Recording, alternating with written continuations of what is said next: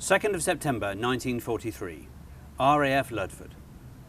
Dear Bill and others, far be it from me to complain in any way, but if somebody doesn't write to me soon, you are going to get a letter that will take a lot of living down. I should hate anyone to be intimidated by threats, but I have some brand new words I haven't had the pluck to use so far.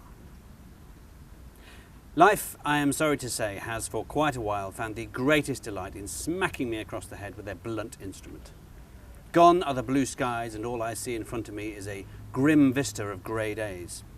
We have been everywhere but home, seen everything but the beer on the counter, and done everything but enjoy ourselves. Life, my friends, is one big sell.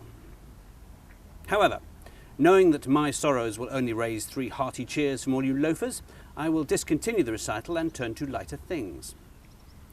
Would you care to learn how a heavy bomber crew reacts to an operation? The papers tell you that panic reigns in the German cities on the advent of an RAF raid. That, however, is nothing compared to the consternation caused among the brave boys who are going to put the raid over. The usual talk, once there is an operation planned, is about how you always get the sticky targets like tonight and never the easy ones like the last one you missed.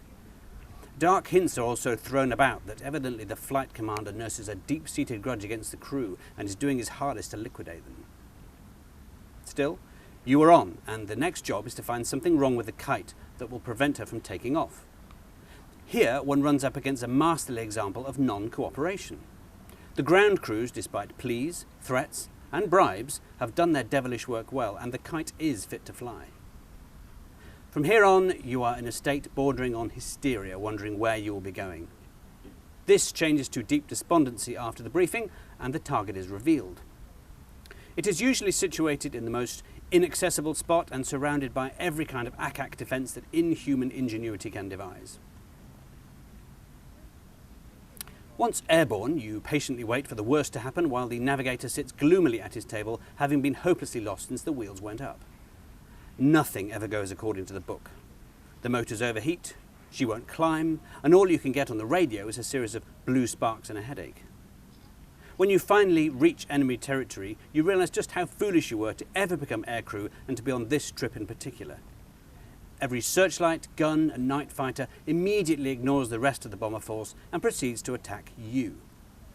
The target itself is noted for an intensification of the attacks, the immediate panic of the bomb aimer to get rid of his load, the stubborn refusal of the skipper to go any lower, and a complete breakdown of morale of the remainder of the crew.